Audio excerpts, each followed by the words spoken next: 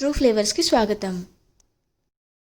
ఈరోజు వీడియోలో మీకు చూపించబోయే టేస్టీ స్నాక్ ఐటెం మైదాపిండి చిప్స్. వీటిని చక్కెర పాండాలని కూడా అంటారు.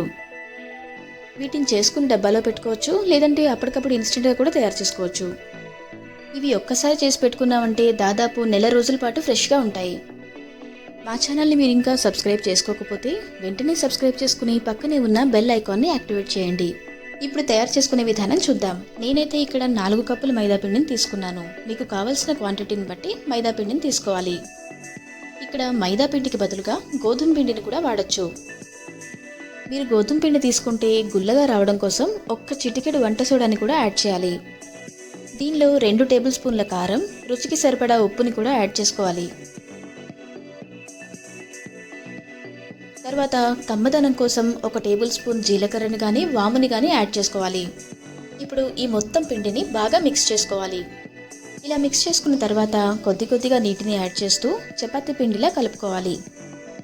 ముందుగా పిండిని మొత్తం కలుపుకున్నాకే నీటిని యాడ్ చేసుకోవాలి, లేదంటే ఉప్పు కారం సరిగ్గా మిక్స్ అవ్వవు. నీళ్లు యాడ్ చేసుకుంటూ పిండి మొత్తాన్ని ముద్దలా అయ్యేంత వరకు బాగా కలుపుకోవాలి. అంటే చూడండి, ఈ టెక్స్చర్ వచ్చేంత వరకు కలుపుకోవాలి.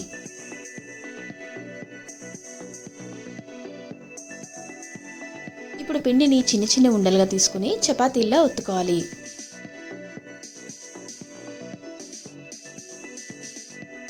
ఇలా ఒత్తుకునేటప్పుడు మందంగా ఒత్తుకోకండి, పల్చగా ఒత్తుకుంటేనే చిప్స్ చాలా గుల్లగా క్రిస్పీగా కరకరలాడుతూ వస్తాయి.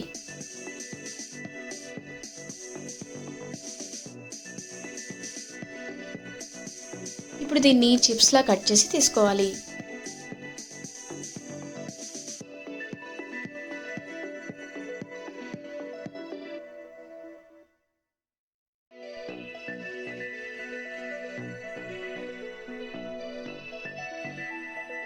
ఇప్పుడు డీప్ ఫ్రైకి సరిపడా ఆయిల్ వేడి చేసుకుని చట్రంలో కట్ చేసిన చిప్స్ తీసుకుని ఇలా వేయించుకుని అప్పుడు ఆయిల్లో వేసుకుంటే ఒకదానికొకటి అంటుకోకుండా వస్తాయి.